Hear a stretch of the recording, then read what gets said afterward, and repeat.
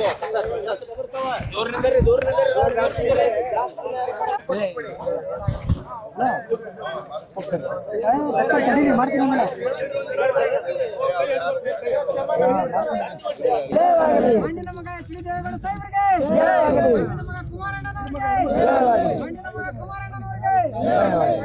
ಒಂದು ಶಾಸಕರು ಇದ್ದಂತ ಜಿಲ್ಲೆಯಲ್ಲಿ ನಮ್ಮ ಜೆಡಿಎಸ್ ಪಕ್ಷದ ಯುವ ನಾಯಕರಾಗಿರ್ತಕ್ಕಂಥ ನಿಖಿಲ್ ಕುಮಾರಸ್ವಾಮಿ ಅವರು ನಮ್ಮ ವಿಜಯಪುರ ಜಿಲ್ಲೆಯ ಇಂಡಿ ವಿಧಾನಸಭಾ ಕ್ಷೇತ್ರದ ಹಲವಾರು ಕೃಷಿ ಜಮೀನುಗಳಿಗೆ ಯಾವ ಒಂದು ಪರಿಸ್ಥಿತಿಯಲ್ಲಿ ಇವತ್ತು ರೈತರು ಬದುಕ್ತಾ ಇದ್ದಾರೆ ಅಂತಕ್ಕಂಥ ನೈಜ ಸತ್ಯವನ್ನು ಅರ್ಥಕೊಳ್ತಕ್ಕಂಥ ಒಂದು ಪ್ರಯತ್ನವನ್ನು ಇವತ್ತು ಜನತಾದಳ ಪಕ್ಷದ ಕಡೆಯಿಂದ ಆಗಬೇಕು ಅಂತಕ್ಕಂಥದ್ದು ಕೇಂದ್ರದ ಸಚಿವರು ರಾಜ್ಯಾಧ್ಯಕ್ಷರು ಸನ್ಮಾನ್ಯ ಕುಮಾರಣ್ಣ ಅವರು ನಮ್ಮೆಲ್ಲರಿಗೂ ಕೂಡ ಒಂದು ಆದೇಶವನ್ನು ಹೊರಡಿಸಿದರು.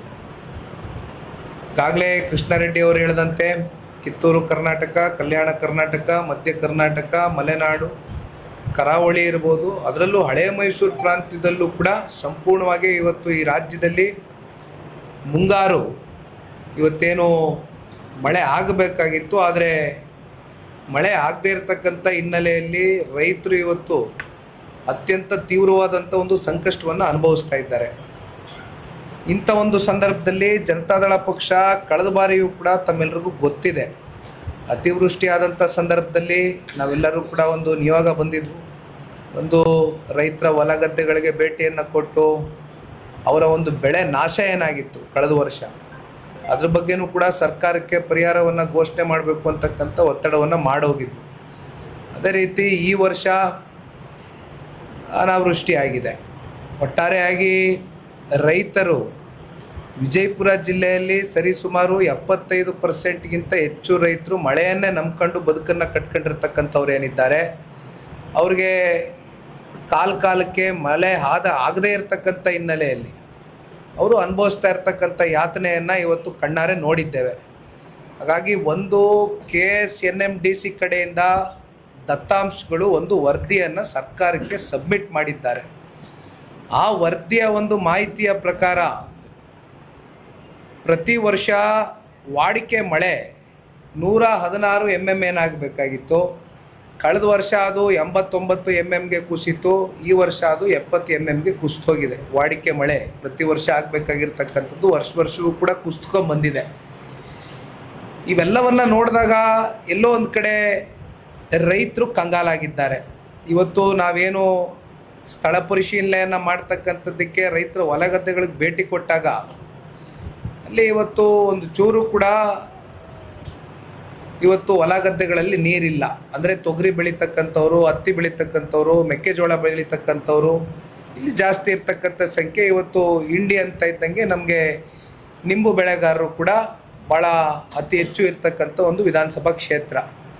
ಒಟ್ಟಾರೆಯಾಗಿ ಇವತ್ತು ರೈತರಿಗೆ ಮಳೆ ಆಗದೇ ಇರತಕ್ಕಂಥ ಹಿನ್ನೆಲೆಯಲ್ಲಿ ಅವರು ಅನುಭವಿಸ್ತಾ ಇರ್ತಕ್ಕಂಥ ಒಂದು ಯಾತನೆ ಏನಿದೆ, ಇದರ ಮಧ್ಯೆ ಇವತ್ತು ಸಾಲ, ಕಳೆದ ವರ್ಷದ ಸಾಲ ಹೆಚ್ಚು ಕಮ್ಮಿ 2,000 ಕೋಟಿಯಷ್ಟು ಸಾಲ ತಗೊಂಡಿದ್ದಾರೆ ವಾಣಿಜ್ಯ ಬ್ಯಾಂಕ್ಗಳಲ್ಲಿ, ಸಹಕಾರಿ ಬ್ಯಾಂಕ್ಗಳಲ್ಲಿ. ಸರಿಸುಮಾರು 2,40,000 ರೈತರು ಸಾಲ ಪಡ್ಕೊಂಡಿದ್ದಾರೆ. ಈ ವರ್ಷ ಅದೇ ರೀತಿ 27,000ರಿಂದ 28,000 ರೈತರು 250 ಕೋಟಿಯಷ್ಟು ಸಾಲ ತಗೊಂಡಿದ್ದಾರೆ. ಸಾಲ ಯಾಕೆ ತಗೊಂಡಿದ್ದಾರೆ? ಬಿತ್ತನೆ ಬೀಜ ತಗೊಳ್ತಕ್ಕಂಥದ್ದಕ್ಕೆ, ಖರೀದಿ ಮಾಡ್ತಕ್ಕಂಥದ್ದಕ್ಕೆ, ಗೊಬ್ಬರ ಖರೀದಿ ಮಾಡ್ತಕ್ಕಂಥದ್ದಕ್ಕೆ ಸಾಲ ಪಡ್ಕೊಂಡಿದ್ದಾರೆ. ಇಲ್ಲಿ ನಾವು ಹೋಗಿ ಗಮನಿಸಿದಂಥ ಸಂದರ್ಭದಲ್ಲಿ ಎಷ್ಟೋ ಜನ ಪಾಪ ರೈತರು ಮಳೆ ಬರುತ್ತೆ ಅಂತಕ್ಕಂಥ ಒಂದು ಆಶಾದಾಯಕವಾದಂಥ ಒಂದು ಭಾವನೆಯಿಂದ ಜೂನ್ ತಿಂಗಳಲ್ಲೇ ಮಳೆ ಪ್ರಾರಂಭ ಆಗಬೇಕಾಗಿತ್ತು. ಈ ಜುಲೈಗೆ ಬಂದುಬಿಟ್ಟಿದ್ದೀವಿ. ಹೆಚ್ಚು ಕಮ್ಮಿ 40-45 ದಿನ ಕಾಲ ಕಳೆದೋಗಿದೆ. ಆದರೆ ಮಳೆ ಬರುತ್ತೆ ಅಂತಕ್ಕಂಥ ಆಶಾದಾಯಕವಾದಂಥ ಒಂದು ಆಲೋಚನೆಯಲ್ಲಿ ಬಿತ್ತನೆಯನ್ನು ಹಾಕಿದ್ದಾರೆ. ಬಿತ್ತನೆ ಹಾಕಿರ್ತಕ್ಕಂಥದ್ದು ಕೈಯಾರೆ ಹತ್ತಿಯನ್ನು ನಾವು ಕೈಗೆ ಎತ್ಕೊಂಡು ನೋಡಿದಾಗ ಒಂದು ಚೂರು ಕೂಡ ತ್ಯಾವ ಅಂಶ ಇಲ್ಲ. ಅಲ್ಲಿ ಸಂಪೂರ್ಣವಾಗಿ ಬರಡಾಗೋಗಿದೆ. ನೀರು ಅಂತಕ್ಕಂಥದ್ದು ಕಾಣಲಿಕ್ಕಿಲ್ಲಿ ಸಾಧ್ಯವೇ ಇಲ್ಲ. ಅಂಥ ಒಂದು ಪರಿಸ್ಥಿತಿಲಿದ್ದಾರೆ ರೈತರು. ಇವತ್ತು ಮತ್ತೆ ಸಾಲಗಾರರಾಗಿ ಬಡ್ಡಿಯನ್ನು ಇವತ್ತೇನು ಕಟ್ತಾ ಇದ್ದಾರೆ ವಾಣಿಜ್ಯ ಬ್ಯಾಂಕಿಗೆ, ಸಹಕಾರಿ ಬ್ಯಾಂಕಿಗೆ. ಇವತ್ತು ನಾನು ಸರ್ಕಾರಕ್ಕೆ ಒತ್ತಡ ಮಾಡ್ತಕ್ಕಂಥದ್ದು ಇಷ್ಟೇ, ಸರಿಸುಮಾರು 135 ತಾಲೂಕುಗಳಲ್ಲಿ, ಇದು ನಾವು ಹೇಳ್ತಾ ಇರ್ತಕ್ಕಂಥ ವರದಿ ಅಲ್ಲ, ಇದು ಅಧಿಕೃತಗೊಳಿಸೋದಕ್ಕೆ ಯಾಕೆ ಇಷ್ಟು ತಡ ಮಾಡ್ತಾ ಇದ್ದಾರೆ ನನಗೆ ಗೊತ್ತಿಲ್ಲ. KSNMDC ಕಡೆಯಿಂದ ಬಂದಿರತಕ್ಕಂಥ ದತ್ತಾಂಶಗಳ ಪ್ರಕಾರವಾಗಿಯೇ ಮಾತನಾಡ್ತಾ ಇದ್ದೇನೆ. 135 ತಾಲೂಕುಗಳು ಬರಪೀಡಿತ ಪ್ರದೇಶಗಳು ತಾಲೂಕಾಗಿ ಹೊರಹೊಮ್ಮಿದೆ ಅಂತಕ್ಕಂಥದ್ದು ಅಧಿಕೃತವಾಗಿ ಈ ಕೂಡಲೇ ಆ ವರದಿ ಪ್ರಕಾರ ವರದಿ ಮೂಲಗಳೇನು ತಿಳಿಸ್ತಾ ಇದೆ, ಇದು ಸರ್ಕಾರ ಅಧಿಕೃತವಾಗಿ ಇದನ್ನು ಹೊರಗೆ ಹಾಕಬೇಕು. ಜೊತೆಯಲ್ಲಿ ಇವತ್ತು ಸಾಲದ ಹೊರೆ ಇವತ್ತು ರೈತರ ಹೆಗಲ ಮೇಲೆ ಮತ್ತೊಮ್ಮೆ ಏನು ಹೊತ್ಕೊಂಡಿದ್ದಾರೆ, ಇದನ್ನು ಮತ್ತೆ ಅವರ ಇವತ್ತು ಕೃಷಿ ಭೂಮಿಗಳನ್ನ ಅಡ ಇಟ್ಟೋ ಅಥವಾ ಯಾವ ಥರ ಇವತ್ತು ಸಾಲ ತಗೊಂಡಿದ್ದಾರೆ, ಕೊನೆಗೆ ಅವ್ರ ಆಸ್ತಿಗಳ ಜಪ್ತಿ ಆಗಬಾರ್ದು. ಆ ರೀತಿ ಸರ್ಕಾರಗಳು ಕಟ್ಟುನಿಟ್ಟಿನ ಕ್ರಮವನ್ನು ತಗೊಂಡು ರೈತರ ಪರವಾಗಿ ನಿಲ್ಲಬೇಕಾಗಿರ್ತಕ್ಕಂಥದ್ದು ಅವ್ರ ಧರ್ಮ. ಜೊತೆಯಲ್ಲಿ ಇವತ್ತು ಗೋಶಾಲೆಗಳ ಬಗ್ಗೆ ಕೃಷ್ಣಾರೆಡ್ಡಿ ಸಾಹೇಬರು ಮಾತನಾಡ್ತಾ ಇದ್ರು, ರೈತರೆಲ್ಲ ಹೇಳ್ತಾ ಇದ್ರು ಒಂದೇ ಮಾತು, ಇವತ್ತು ಹಸಿರು ಮಾವು ಇವತ್ತು ರೈತರಿಗೇನು ಸಿಕ್ಕಬೇಕಾಗಿತ್ತು, ಆ ಮಾವು ಸಿಗದೆ ಹೋಗಿರ್ತಕ್ಕಂಥ ಹಿನ್ನೆಲೆಯಲ್ಲಿ ಇವತ್ತು ನಮ್ಮ ಎತ್ತುಗಳೇನಿದೆ, ಎತ್ತುಗಳು, ಹಸ, ಕರ ಇವೆಲ್ಲವಕ್ಕೂ ಮೇವೇನ ಸಿಗಬೇಕಾಗಿದೆ, ಸಿಕ್ಕಿಲ್ಲ.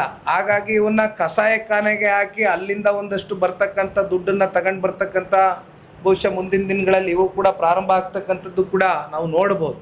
ಹಾಗಾಗಿ ಇವೆಲ್ಲ ತಡೆಗಟ್ಟಬೇಕು ಅಂತಕ್ಕಂಥದ್ದಾದರೆ ಮೇವು ಬ್ಯಾಂಕನ್ನು ಕೂಡ ಅತಿ ಶೀಘ್ರದಲ್ಲೇ ಪ್ರಾರಂಭ ಮಾಡ್ತಕ್ಕಂಥದ್ದಾಗಬೇಕು. ಅಷ್ಟೇ ಅಲ್ಲ, ಗೋಶಾಲೆನೂ ಕೂಡ ಅಷ್ಟೇ ಅಲ್ಲ, ಇವತ್ತು ಕುಡಿಯೋ ನೀರಿನ ಅಭಾವ ಬಹುಶಃ ಇನ್ನು ಮುಂದೆ ನಮಗೆ ತಿಳಿತಾ ಹೋಗ್ತದೆ. ನಮ್ಮ ಅನಿಸಿಕೆ ಪ್ರಕಾರ ಮಾನ್ಯ ಬಾಬಣ್ಣ ಅವರು ಇಲ್ಲೇ ಕೂತಿದ್ದಾರೆ, ನಾವೆಲ್ಲರೂ ಒಪ್ಕೊಳ್ಬೇಕಾಗಿರ್ತಕ್ಕಂಥ ವಿಚಾರ, ಸರ್ಕಾರಕ್ಕೆ ಒತ್ತಾಯ ಮಾಡಬೇಕಾಗಿರ್ತಕ್ಕಂಥ ವಿಚಾರ, ಪಕ್ಷದ ವತಿಯಿಂದ ಕನಿಷ್ಠ ಪಕ್ಷ ಒಂದು ವಿಧಾನಸಭಾ ಕ್ಷೇತ್ರಕ್ಕೆ ಅಥವಾ ಒಂದು ತಾಲೂಕಿಗೆ 5 ಕೋಟಿ ಕುಡಿಯೋ ನೀರಿಗೆ ವಿಶೇಷವಾದಂಥ ಒಂದು ಪ್ಯಾಕೇಜನ್ನು ಘೋಷಣೆ ಮಾಡ್ತಕ್ಕಂಥದ್ದು ಕೂಡ ಸೂಕ್ತವಾದಂಥ ವಿಚಾರ. ಇವೆಲ್ಲವೂ ಕೂಡ ಮನಸ್ಸಲ್ಲಿ ಇಟ್ಕೊಂಡು ಸರ್ಕಾರ ರೈತರ ಪರವಾಗಿ ನಿಂತ್ಕೊಳ್ತಕ್ಕಂಥ ಕೆಲಸ ಆಗಬೇಕು. ಒಂದು ಕಡೆ ಮಾನ್ಯ ಬಾಬಣ್ಣ ಅವ್ರು ಹೇಳ್ದಂಗೆ ಈಗಾಗಲೇ ಹೊಸದಾಗಿ ನೂತನವಾಗಿ ಮುಖ್ಯಮಂತ್ರಿಗಳು ಆಯ್ಕೆ ಆಗಿದ್ದಾರೆ ನಮ್ಮ ಜಿಲ್ಲೆಯವರೇ. ನಾವು ಯಾರಿಗೇ ಆಗಲಿ ಒಂದು ಸ್ವಲ್ಪ ಸಮಯಾವಕಾಶ ಕೊಡಬೇಕು. ಆಡಳಿತದಲ್ಲಿ ಏರುಪೇರುಗಳು, ನಾವು ಲೋಪದೋಷಗಳಾದಂಥ ಸಂದರ್ಭದಲ್ಲಿ 1 ತಿಂಗಳು 2 ತಿಂಗಳು 3 ತಿಂಗಳು ಬಿಟ್ಟು ನಾವು ಮಾತನಾಡಬೇಕು ಅಂತಕ್ಕಂಥ ನಿರ್ಧಾರ ಮಾಡಿದ್ದೀವಿ. ಯಾರಿಗಾದರೂ ಒಂದು ಅವಕಾಶ ಕೊಡಬೇಕಾಗ್ತದೆ, ಸಮಯಾವಕಾಶ. ಆದರೆ ಇದ್ರ ಮಧ್ಯೆ ಏನಾಗಿದೆ, ಇಲ್ಲಿ ಯಾವ ಒಂದು ಕೃಷಿ ಮಂತ್ರಿ ಸಮರ್ಪಕವಾಗಿ ಕೆಲಸ ಮಾಡೋದಕ್ಕೆ ಆ ಸ್ಥಾನದಲ್ಲಿ ಕೂರಬೇಕಾಗಿತ್ತು, ಇಲ್ಲಿವರೆಗೂ ಕೂಡ ಕ್ಯಾಬಿನೆಟ್ಟು ಸಂಪೂರ್ಣವಾಗಿ ರಚನೆ ಆಗಿಲ್ಲ. ಅದನ್ನು ಕಾಲಹರಣ ಮಾಡಿಕೊಂಡು ಬಹುಶಃ ಕೇಂದ್ರದಲ್ಲಿರ್ತಕ್ಕಂಥ ಅವರ ನಾಯಕರು ರಾಹುಲ್ ಗಾಂಧಿಯವರು 18 ದಿನಗಳ ಕಾಲ ಏನೋ ವಿದೇಶ ಪ್ರವಾಸದಲ್ಲಿದ್ದಾರೆ ಅಂತಕ್ಕಂಥದ್ದು ಕೇಳ್ಪಟ್ವು. 6ನೇ ತಾರೀಕು ಬರ್ತಾರೆ ಅಂತ ಹೇಳಿದ್ರು, ಮತ್ತು ನಿನ್ನೆ ಬಂದಿದ್ದಾರೆ ಅಂತ ನಮ್ಮ ರಾಜಣ್ಣ ಅವ್ರು ನೋಡಿ ವರದಿ ತರಿಸ್ಕೊಂಡಿದ್ದಾರೆ.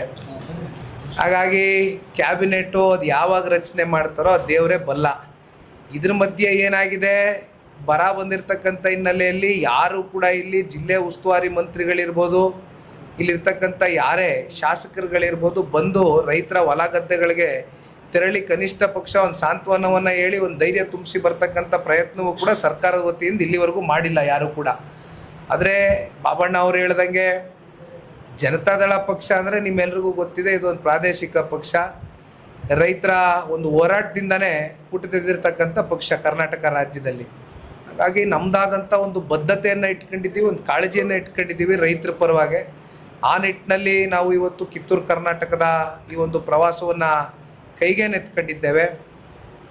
ಬಹುಶಃ ಸರ್ಕಾರಕ್ಕೆ ಮುಂದಿನ ದಿನಗಳಲ್ಲಿ ಅಧಿವೇಶನದ ಸಂದರ್ಭದಲ್ಲಿ, ಆಗಸ್ಟ್ ತಿಂಗಳಲ್ಲಿ ಅಧಿವೇಶನ ನಡೆಯುತ್ತೆ, ಇನ್ನು ಅಧಿಕೃತವಾಗಿ ದಿನಾಂಕ ಘೋಷಣೆ ಆಗಿಲ್ಲ. ರೈತರಿಗೆ ಈಗಾಗಲೇ ಹೇಳಿದ್ದೇವೆ, ಭರವಸೆಯನ್ನು ಕೊಟ್ಟಿದ್ದೇವೆ. JDLP ನಾಯಕರು ಮಾನ್ಯ ಬಾಬಣ್ಣ ಅವರು, ನಮ್ಮ ಪಕ್ಷದ ಈ ಭಾಗದ ಶಾಸಕರಾಗಿರ್ತಕ್ಕಂಥ ರಾಜುಗೌಡರು ಕೂಡ ನಮ್ಮ ಜೊತೆನಲ್ಲಿದ್ದಾರೆ. ನೀವೆಲ್ಲರೂ ಸೇರಿ ಸದನದ ಒಳಗಡೆ ಸರ್ಕಾರಕ್ಕೆ ಇಲ್ಲಿರ್ತಕ್ಕಂಥ ನೈಜ ಸ್ಥಿತಿಗತಿಗಳೇನಿದೆ, ರೈತರ ಸಮಸ್ಯೆಗಳೇನಿದೆ, ಇದನ್ನು ಯಾವ ರೀತಿ ಬಗೆಹರಿಸ್ಬೋದು, ತಾತ್ಕಾಲಿಕವಾಗಾದರೂ ಸರಿ ಒಂದು ಪರಿಹಾರವನ್ನು ಕಂಡುಕೊಡ್ತಕ್ಕಂಥದ್ದಕ್ಕೆ ನಾವೆಲ್ಲರೂ ಕೂಡ ಭಾಳ ಗಟ್ಟಿಯಾಗಿ ಒತ್ತಾಯ ಮಾಡ್ತಕ್ಕಂಥದ್ದು. ಎಕರೆಗೆ ಕನಿಷ್ಠ ಪಕ್ಷ 25,000 ರೂಪಾಯಿ ಪರಿಹಾರವನ್ನು ಘೋಷಣೆ ಮಾಡಬೇಕಾಗಿದೆ. ಕಾರಣ ಇಡೀ ರಾಜ್ಯದಲ್ಲಿ 70 ಲಕ್ಷ ಸಣ್ಣ ರೈತರು, ಅತಿ ಸಣ್ಣ ರೈತರು ಅಂತಕ್ಕಂಥ ಒಂದು ವರ್ಗ ಇದೆ. ಅದರಲ್ಲಿ 70 ಲಕ್ಷ ಜನ ರೈತರು ಬರ್ತಾರೆ.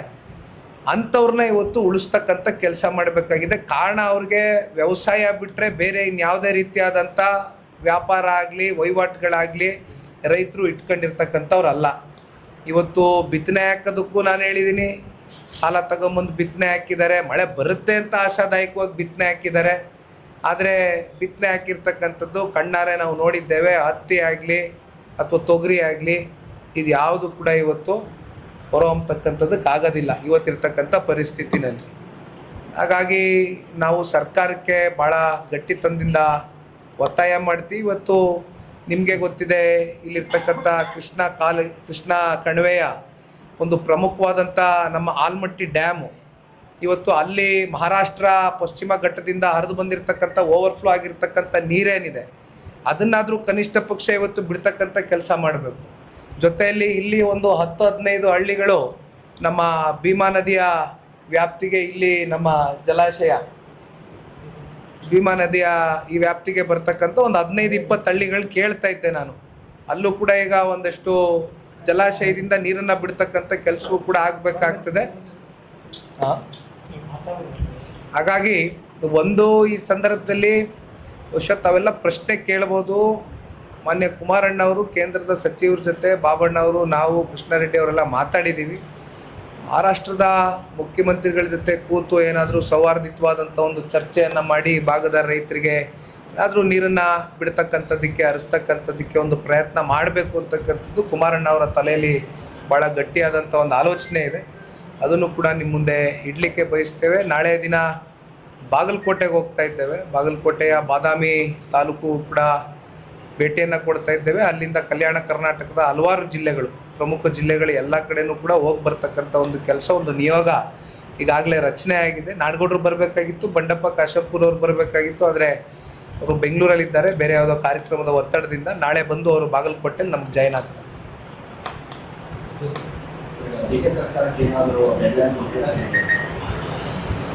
ಈಗ ಒಂದು ಮಾನ್ಯ ಮುಖ್ಯಮಂತ್ರಿಗಳು ಕಲ್ಯಾಣ ಕರ್ನಾಟಕದ ಪ್ರವಾಸ ಬಂದರು, ತಾವೇ ಎಲ್ಲ ನೋಡಿದ್ರಿ. ಮಧ್ಯದಲ್ಲಿ ಅದಕ್ಕಿಂತ ಮುಂಚಿತವಾಗಿ ಯಾರು ಕೂಡ ನೀರು ಬಿಡ್ತೀವಿ ಅಂತ ನಂಬ್ಕೊಂಡು ಬಿತ್ತನೆಯನ್ನು ಹಾಕಬೇಡಿ ಅಂತಕ್ಕಂಥ ಹೇಳಿದಂಥ ಉದಾಹರಣೆ ಬಹುಶಃ ಕರ್ನಾಟಕ ರಾಜ್ಯದಲ್ಲಿ ಇದು ಮೊದಲನೇ ಬಾರಿ ಮುಖ್ಯಮಂತ್ರಿಗಳಾಗಿರ್ತಕ್ಕಂಥವ್ರ ಬಾಯಲ್ಲಿ ಬಂದಿರತಕ್ಕಂಥ ಒಂದು ಹೇಳಿಕೆ. ಇದಕ್ಕೆ ಪರ್ಯಾಯವಾದಂಥ ವ್ಯವಸ್ಥೆಗಳು, ಮುನ್ನೆಚ್ಚರಿಕೆ ಕ್ರಮಗಳು ಯಾವ ರೀತಿ ವಹಿಸಬೇಕು ಅನ್ನೋದ್ರ ಬಗ್ಗೆ ಚರ್ಚೆ ಮಾಡಿದೆ. ಏಕಾಏಕಿ ನೀವು ಬಿತ್ತನೆ ಮಾಡಬೇಡಿ ಅಂತಕ್ಕಂಥದ್ದನ್ನ ರೈತರಿಗೆ ಹೇಳಿದಂಥ ಸಂದರ್ಭದಲ್ಲಿ ಇಲ್ಲೆಲ್ಲೋ ಕಲ್ಯಾಣ ಕರ್ನಾಟಕಕ್ಕೆ 2 ದಿನಗಳ ಕಾಲ ಪ್ರವಾಸ ಬಂದರು. ಆದರೆ ಆ ಪ್ರವಾಸದ ನಂತರ ಬಂದಿರತಕ್ಕಂಥ ಫಲಿತಾಂಶ ಏನು, ರೈತರಿಗೆ ಆಗ್ತಾ ಇರ್ತಕ್ಕಂಥ ಅನುಕೂಲತೆಗಳೇನು, ಇದ್ರ ಬಗ್ಗೆ ಮುಖ್ಯಮಂತ್ರಿಗಳು ಇಲ್ಲಿವರೆಗೂ ಕೂಡ ಎಲ್ಲೂ ಚರ್ಚೆ ಮಾಡಿಲ್ಲ. ಅದಕ್ಕೆ ನಾವು ಯಾವ ರೀತಿ ಪರಿಹಾರ ಮಾಡ್ತೀವಿ ಅಥವಾ ಯಾವಾಗ ಅಧಿಕೃತವಾಗಿ 135 ತಾಲೂಕುಗಳು ಬರಪೀಡಿತ ತಾಲೂಕುಗಳಾಗಿದೆ ಅಂತಕ್ಕಂಥದ್ದನ್ನ ಘೋಷಣೆ ಮಾಡಬೇಕು ಅಂತಕ್ಕಂಥದ್ದು ಇನ್ನೂ ಲೆಕ್ಕಾಚಾರ ಮಾಡ್ಕೊಂಡು ಕೂತಿದ್ದಾರೆ. ಎಲ್ಲಿ ಮತ್ತೆ ನಮ್ಮ ಹೆಗಲ ಮೇಲೆ ಈ ಪರಿಹಾರದ ಮೊತ್ತವನ್ನು ಕಟ್ಟಿಸೋ ಒಂದು ಪ್ರಯತ್ನದಲ್ಲಿ ಇದ್ದಾರೋ ಅನ್ನೋದು ಬಹುಶಃ ಅವರ ಲೆಕ್ಕಾಚಾರ ಆಗಿದೆ. ಆದರೆ ನಾವು ಭಾಳ ಗಟ್ಟಿಯಾಗಿ ಮುಖ್ಯಮಂತ್ರಿಗಳಿಗೆ ಒತ್ತಾಯವನ್ನು ಮಾಡ್ತೇವೆ. ಈ ವಿಚಾರದಲ್ಲಿ ಒಂದು ಗಡುವನ್ನು ಕೂಡ ಕೊಡ್ತೇವೆ. ಏಕೆಂದರೆ ಈಗಾಗಲೇ ಜೂನ್ ತಿಂಗಳು ಮಳೆ ಬರಬೇಕಾಗಿತ್ತು, ಜುಲೈ ತಿಂಗಳಿಗೆ ಬಂದುಬಿಟ್ಟಿದ್ದೀವಿ. ಮಳೆ ಬರ್ತಕ್ಕಂಥ ಲಕ್ಷಣಗಳು, ವಾತಾವರಣಗಳು ಬಹುಶಃ ನಾವೆಲ್ಲವೂ ಕೂಡ ನಂಬಿಕೆ ಕಳ್ಕೊಬಿಟ್ಟಿದ್ದೀವಿ. ಈ ಸಲ ಪ್ರಕೃತಿ ಒಂದು ರೀತಿ ವಿಕೋಪಕ್ಕೂ ಒಳಗಾಗಿದೆ, ಮತ್ತು ರೈತರು ಸಂಕಷ್ಟದಲ್ಲಿ ತತ್ತರಿಸೋಗಿದ್ದಾರೆ. ಇಂಥ ಸಂದರ್ಭದಲ್ಲಿ ರಾಜ್ಯ ಸರ್ಕಾರ ಇರ್ಬೋದು, ರಾಜ್ಯದ ಮುಖ್ಯಮಂತ್ರಿಗಳಿರ್ಬೋದು, ಅತಿ ಹೆಚ್ಚು ಸ್ಥಾನವನ್ನು ಪಡ್ಕೊಂಡಿರ್ತಕ್ಕಂಥ ಕಾಂಗ್ರೆಸ್ನ ಸರ್ಕಾರ ಇವತ್ತು ಆಡಳಿತದಲ್ಲಿದೆ. ಇಂಥ ಸಂದರ್ಭದಲ್ಲಿ ರೈತರ ಜೊತೆ ನಿಲ್ಲದೆ ಹೋದರೆ ಮತ್ತು ಇನ್ಯಾವ ಸಂದರ್ಭದಲ್ಲಿ ಅವ್ರು ರೈತರ ಜೊತೆ ನಿಲ್ತಾರೆ? ಒಂದು, ಇಲ್ಲಿ ಬಡ್ಡಿಯನ್ನು ಮನ್ನಾ ಮಾಡಬೇಕು, ಸಾಲವನ್ನು ಮನ್ನಾ ಮಾಡಬೇಕು ಅಂತಕ್ಕಂಥದ್ದು ಭಾಳ ಗಟ್ಟಿಯಾಗಿ ಹೇಳ್ತೀವಿ. ಪರಿಹಾರ ಘೋಷಣೆ ಮಾಡಬೇಕು. ಇವೆರಡು ವಿಚಾರಗಳು ಮುಂದಿಡ್ತೇವೆ.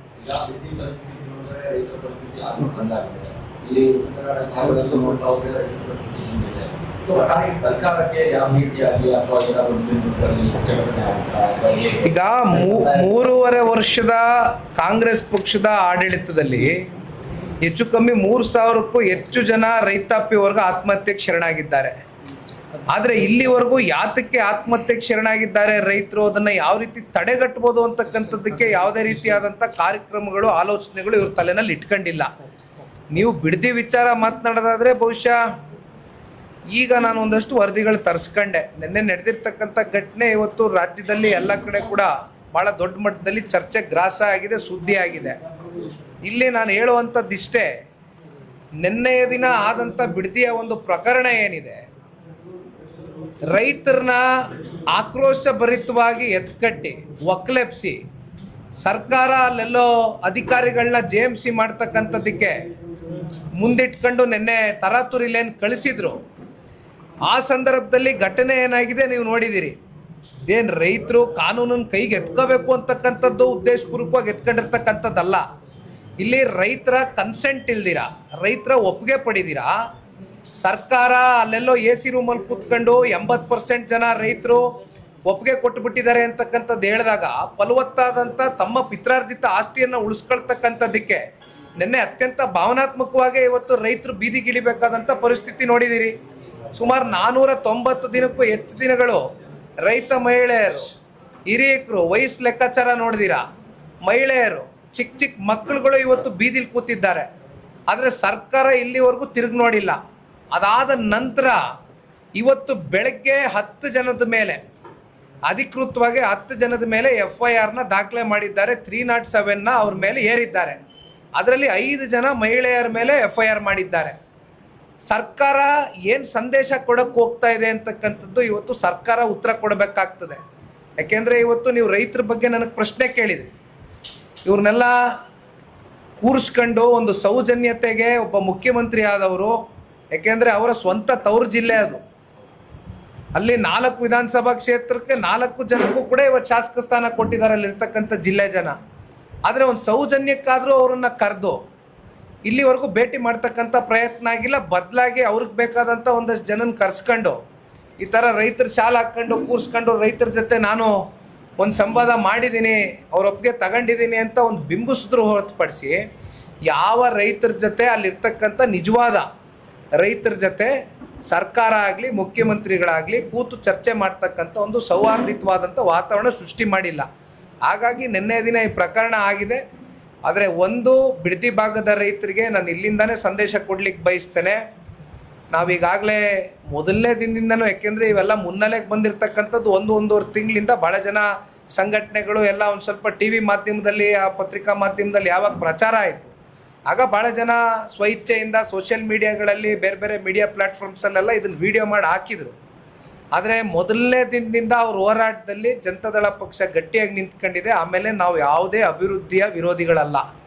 ಈಗ ಆರ್ಟಿಫಿಷಿಯಲ್ ಇಂಟೆಲಿಜೆನ್ಸು ಅಥವಾ ಸ್ಮಾರ್ಟ್ ಸಿಟಿನೋ ನಾವೇನೋ ಮಾಡ್ತೀವಿ ಅಂತಕ್ಕಂಥದ್ದೇನು ಸರ್ಕಾರ ಹೇಳುತ್ತೆ.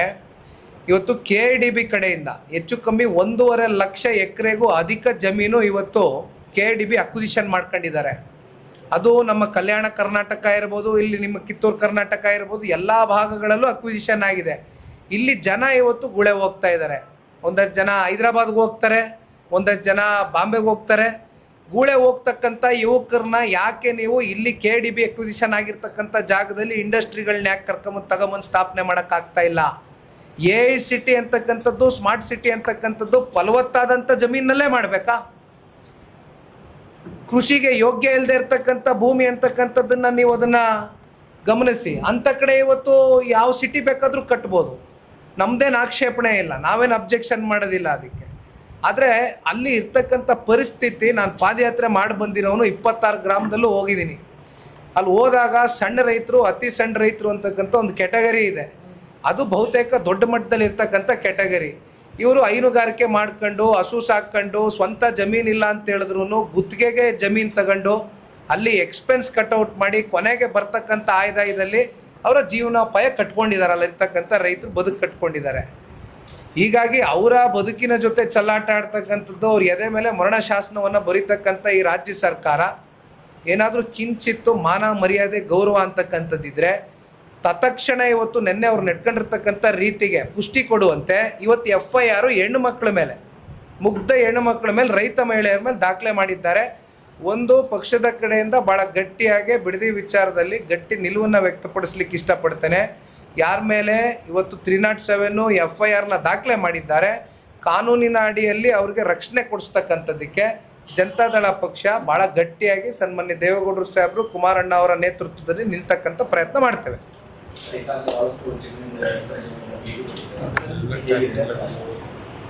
ಏನಣ್ಣ?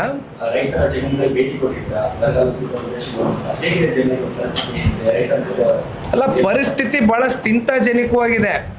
ಯಾಕೆಂದರೆ ಇವತ್ತು ರೈತರು, ಅದರಲ್ಲೂ ಈ ಭಾಗದಲ್ಲಿ ಇವತ್ತು ಎತ್ತುಗಳಿಗೆ ಒಂದು ಅಮಾವಾಸ್ಯೆ ಪೂಜೆ ಮಾಡ್ತಕ್ಕಂಥ ಈ ಒಂದು ವಿಶೇಷವಾದಂಥ ದಿನ. ಬಹುಶಃ ಇವತ್ತು ನಾನು ಇಲ್ಲಿ ಬಂದು ನಿಂತ್ಕೊಂಡಿರ್ತಕ್ಕಂಥದ್ದು ರೈತರ ಜೊತೆ ಎತ್ತುಗಳ ಒಂದು ಪೂಜೆ ಮಾಡ್ತಕ್ಕಂಥದ್ದು, ಮಣ್ಣೆತ್ತಿನ ಪೂಜೆ ಅಂತಕ್ಕಂಥದ್ದನ್ನೇನು ಕರೀತಾರೆ ಅಮಾವಾಸ್ಯೆ ಪೂಜೆ, ಎರಡೂ ಕಡೆ ಇವತ್ತು ಪಾಲ್ಗೊಂಡಿದ್ದೆ. ಬಹುಶಃ ನಮ್ಮ ಪುಣ್ಯ ಇವತ್ತು ರೈತರ ಜೊತೆ ನಿಂತಿರ್ತಕ್ಕಂಥದ್ದು. ನೋಡಿ, ರೈತರು ಎಷ್ಟು ಮುಗ್ಧರು ಅಂದರೆ, ಆ ಎತ್ತುಗಳು ವರ್ಷ ಇಡೀ ರೈತರಿಗೋಸ್ಕರ ದುಡಿಮೆ ಮಾಡುತ್ತೆ. ಅಂಥ ಎತ್ತುಗಳಿಗೆ ಒಂದು ಗೌರವ ಕೊಡಬೇಕು ಅಂತಕ್ಕಂಥ ಒಂದು ಗೌರವವನ್ನು ಸಮರ್ಪಣೆ ಮಾಡ್ತಕ್ಕಂಥ ಇವತ್ತು ಈ ಒಂದು ಅಮಾವಾಸ್ಯೆ ಪೂಜೆ ಇದೆಯಲ್ಲ, ನಿಜಕ್ಕೂ ಕೂಡ ಇವತ್ತು ರೈತರು ಎಷ್ಟು ಮುಗ್ಧರಿದ್ದಾರೆ, ಎಷ್ಟು ಪ್ರೀತಿಸ್ತಾರೆ ತಮ್ಮ ಗೋವುಗಳನ್ನ ಅಂತಕ್ಕಂಥದ್ದು ಇದರಲ್ಲಿ ಕಣ್ಣಾರೆ ನಾವು ನೋಡ್ಬೋದು.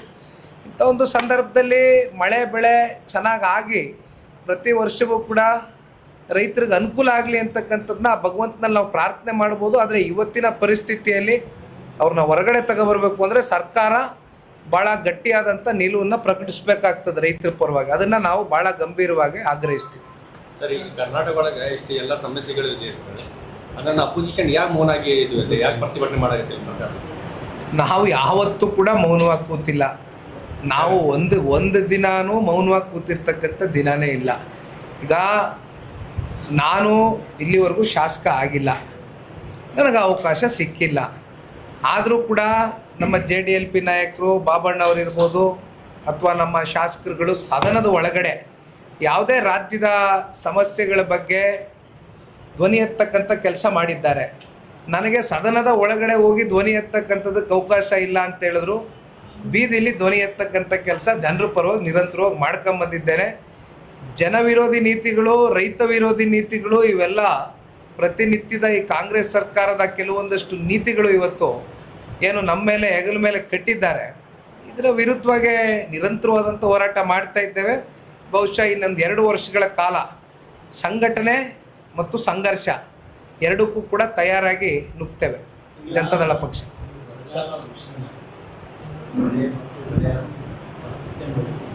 ಬರಗಾಲ ಮತ್ತು ಪ್ರವಾಹ ಬಂದಾಗ ಎರಡು ವಿಚಾರ ಕೇಳಿ ಸರ್. ಹಾಂ ಹೇಳಿ ಕೇಳುತ್ತೇಳಿ ವಿಚಾರ ಕೇಳುತ್ತೆ.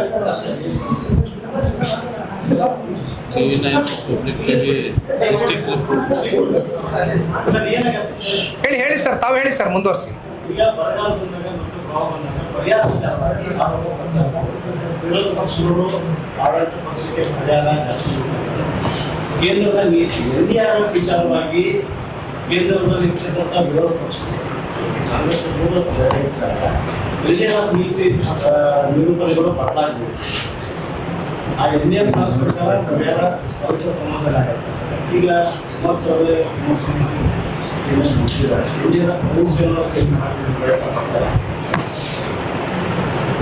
ಈಗ ತಾವು ಕೇಳಿದ ಪ್ರಶ್ನೆಗೆ ನಾನು ಒಂದು ವಿಚಾರ ನಿಮ್ಮ ಮುಂದೆ ಇಡ್ಲಿಕ್ಕೆ ಬಯಸ್ತೇನೆ. ಕುಮಾರಣ್ಣ ಅವರು ಎಂದೂ ಕೂಡ ರೈತರ ವಿಚಾರದಲ್ಲಿ, ಯಾಕಂದರೆ ನಮ್ಮದು ಒಂದು ಪ್ರಾದೇಶಿಕ ಪಕ್ಷ, ನಾವು ಮತ್ತೊಂದು ಪಕ್ಷದ ಜೊತೆಯಲ್ಲಿ ಒಂದು ಅಲಯನ್ಸ್ ಪಾರ್ಟ್ನರ್ ಆಗಿ ಇತ್ತೀಚೆಗೆ ಲೋಕಸಭೆಯಲ್ಲಿ ಜೊತೆಯಲ್ಲಿ ಕೈ ಜೋಡಿಸಿದ್ದೀವಿ.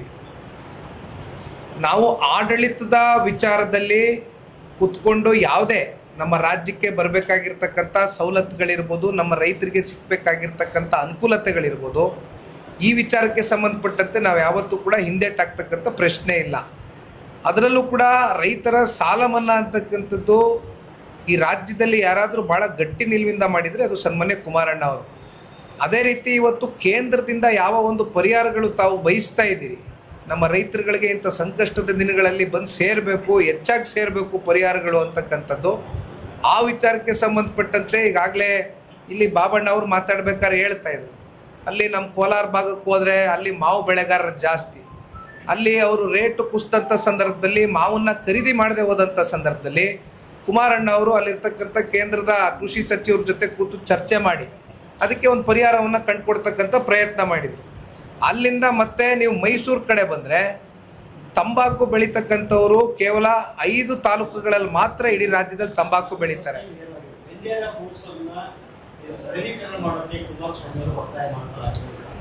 ಅಲ್ಲ, ಅಂಥ ಪರಿಸ್ಥಿತಿ ಇವತ್ತು ನಮ್ಗೆ ಎದುರುಗಡೆ ಏನು ಬಂದು ನಿಂತಿದೆ, ಯಾವುದೇ ಅನುಮಾನ ಬೇಡ. ನಾನು ಯಾಕೆ ಇದನ್ನೆಲ್ಲ ಹೇಳ್ತಾ ಇದ್ದೀನಿ ಅಂದರೆ ನಾನೇನು ತಿರ್ಚಿ ಪರಿಚಿ ಮಾತಾಡ್ತಾ ಇಲ್ಲ. ಅವರು ಕೇಂದ್ರದಲ್ಲಿ ಸಚಿವರಾದ ಮೇಲಿಂದ ಕೇವಲ ಅವ್ರ ಇಲಾಖೆಗೆ ಸೀಮಿತವಾಗಿ ಕೆಲಸ ಮಾಡಿರ್ತಕ್ಕಂಥ ವ್ಯಕ್ತಿ ಅಲ್ಲ.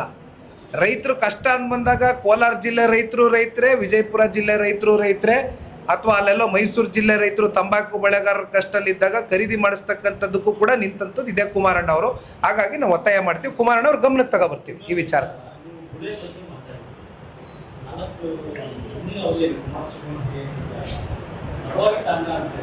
ಮಹಾರಾಷ್ಟ್ರ ಗುಳೆ ಹೋದಾಗ 17 ಜನ ತೀರ್ಕೊಂಡು ಲಂಬಾಣಿ ಸಮಾಜದ ಕೂಲಿಕಾರ ಅವರ ಸ್ಥಳ ಭೇಟಿ ಕೊಟ್ಟು ಲಂಬಾಣಿ ಸಮುದಾಯಕ್ಕೆ ಸರ್ವೋಪಯೋಗ ಮಾಡ್ತೀವಿ ವ್ಯಾಲೆಟ್ ಯೋಜನೆ ಆಗಿರುವುದನ್ನು ಅವತ್ತು ಆಗಲಿಲ್ಲ.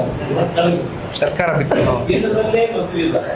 ಕೇಂದ್ರ ಸರ್ಕಾರದಿಂದ ಏನಾದ್ರು ಅಂತ ಒಂದು ಬರೀ ಲಂಬಾಣಿ ಸಮುದಾಯ ಅಂತ ಒಂದು ಇತರ ಸಮುದಾಯಕ್ಕೂ ವ್ಯಾಲೆಟ್ ಯೋಜನೆಗಳನ್ನು ಹಾಕಿ ಇಲ್ಲ. ಇಲ್ಲಿ ಯಾವ ಒಂದು ಬಡ ಕುಟುಂಬಗಳು ಅವರ ಪ್ರತಿನಿತ್ಯದ ಪರಿಸ್ಥಿತಿಯನ್ನು ಅರ್ಥಕೊಂಡು, ಅದು ಯಾವುದೇ ಸಮುದಾಯ ಇರ್ಬೋದು, ಅವ್ರ ಜೊತೆಯಲ್ಲಿ ನಿಲ್ತಕ್ಕಂಥ ಕೆಲಸ ಯಾವುದೇ ಒಂದು ರಾಜಕೀಯ ಪಕ್ಷ ಆಗಲಿ ರಾಜಕೀಯ ನಾಯಕರಾಗಲಿ ಮಾಡಬೇಕಾಗಿರ್ತಕ್ಕಂಥದ್ದು ನಮ್ಮ ಮೂಲ ಆದ್ಯ ಕರ್ತವ್ಯ. ಹಾಗಾಗಿ ಆ ನಿಟ್ಟಿನಲ್ಲಿ ಬಹುಶಃ ಇವತ್ತು ಕೇಂದ್ರದಿಂದ ಸಚಿವರಾಗಿರ್ತಕ್ಕಂಥ ಕುಮಾರಣ್ಣ ಅವರು ಅಲ್ಲಿಂದ ಅವ್ರು ಏನು ಮಾಡ್ಬೋದು ಅವ್ರ ಶಕ್ತಿ ಮೀರಿ ಕೆಲಸ ಮಾಡ್ತಾರೆ. ಅದನ್ನು ಹೊರತುಪಡಿಸಿಯೂ ಕೂಡ 28ರ ವಿಧಾನಸಭಾ ಚುನಾವಣೆ ಭಾಳ ದೂರ ಇಲ್ಲ. ಮುಂದೊಂದು ದಿನ ಜನ ಒಂದು ಅವಕಾಶ ಕೊಟ್ಟಂಥ ಸಂದರ್ಭದಲ್ಲಿ ಇವು ಯಾವ ಒಂದು ಸಮಸ್ಯೆಗಳ ಬಗ್ಗೆ ನೀವು ಚರ್ಚೆ ಮಾಡ್ತಾ ಇದ್ದೀರಿ, ಹಿಂದೆ ಕುಮಾರಣ್ಣ ಅವರ ಕಾಲದಲ್ಲಿ ಆದಂಥ ಈ ವಿಚಾರಗಳು ಸರ್ಕಾರ ಬಿದ್ದೋಯ್ತು ಅಂತ ತಾವೇ ಹೇಳಿದ್ರಿ. ತದನಂತರ ಅದನ್ನು ಯಾರೂ ಕೂಡ ಕೈಗೆತ್ಕೊಂಡಿಲ್ಲ, ಅಂಥ ಸಮುದಾಯಗಳನ್ನ ಕೈ ಬಿಟ್ಟಿದ್ದಾರೆ ಅಂತಕ್ಕಂಥದ್ದು ಹೇಳ್ತಾ ಇದ್ದೀರಿ. ಅದನ್ನು ಗಮನಿಸ್ತಕ್ಕಂಥ ಕೆಲಸ ಮಾಡ್ತೇವೆ.